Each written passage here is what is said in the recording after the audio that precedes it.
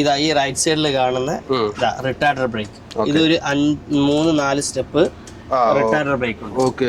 നമ്മൾ ഈ ബ്രേക്ക് നമ്മൾ എന്താ വെച്ചാൽ ഒരു വാഹനം ഇപ്പൊ ഒരേ സ്പീഡിൽ പൊക്കോണ്ടിരിക്കുക, നമുക്ക് പെട്ടെന്ന് ബ്രേക്ക് അപ്ലൈ ചെയ്ത് കഴിഞ്ഞാൽ വണ്ടിക്ക് കുലുക്കും. അപ്പൊ ഇതൊന്ന് ജസ്റ്റ് 2 സ്റ്റെപ്പ് കഴിച്ചു കഴിഞ്ഞാൽ വണ്ടി സ്ലോ ആവും. ഇത് പിന്നെ ആ സമയം കഴിഞ്ഞ് നമുക്ക് ഇതങ്ങ് റിലീസ് ചെയ്ത് കൊടുത്തു കഴിഞ്ഞാൽ നമ്മുടെ വണ്ടിയുടെ പഴയ മൂവ്മെന്റില്, അതായത് എത്രയിലാണോ വണ്ടിയുടെ RPM കറക്റ്റ് ആയിട്ട് ഓടിക്കൊണ്ടിരുന്നത് ആ മൂവ്മെന്റിൽ തന്നെ വണ്ടി വീണ്ടും.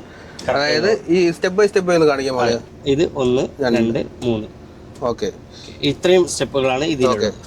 വണ്ടി അങ്ങ് പമ്മും. അതെ, വണ്ടി അങ്ങ് പമ്മും. വീണ്ടും അത് റിലീസ് ചെയ്ത് കൊടുത്താൽ വണ്ടി പഴയ കണക്ക് കുതിച്ചുകൊണ്ട് നമുക്ക് ബ്രേക്ക് ഒരുപാട് യൂസ് ചെയ്യേണ്ട ആവശ്യം എപ്പോഴും യൂസ് ചെയ്യണ്ട. ഇപ്പൊ ബാരബൻസിൽ ഒക്കെ ഈ സെറ്റപ്പ് ഉണ്ടോ? സെറ്റപ്പ് ഉണ്ട്.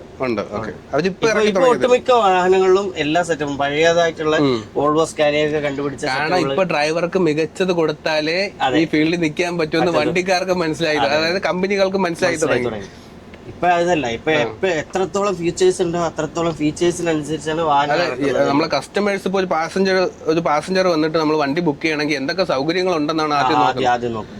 ഏതെങ്കിലും വണ്ടി എന്നല്ല, ഒരാൾക്ക് കംഫർട്ടബിൾ എത്രത്തോളം ഉണ്ടോ ആ വണ്ടി എടുക്കത്തുള്ളൂ. അപ്പൊ എങ്ങനെയാണെന്ന് ഡിക്കി സ്പേസ് നല്ല മറ്റുള്ള വാഹനങ്ങളിലൊക്കെ ഒരുപാട് ഡിക്കി സ്പേസ് ഉണ്ട്. ഇത് 3 ഡിക്കി സ്പേസ് ആണ്.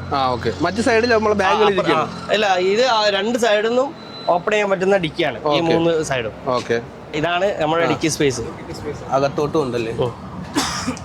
ഓക്കെ. പുത്തൻ ടയർ, പുത്തനല്ലാത്ത ഒരു പരിപാടിയേ ഇല്ല. ഇത് സ്റ്റെപ്പിനി എന്ന് പറയുന്നതാണോ ഇരിക്കുന്നത്? സ്റ്റെപ്പിനിയാണ് അത്. ഓക്കെ, സ്റ്റെപ്പിനിയും പുത്തൻ ടയറാണല്ലേ?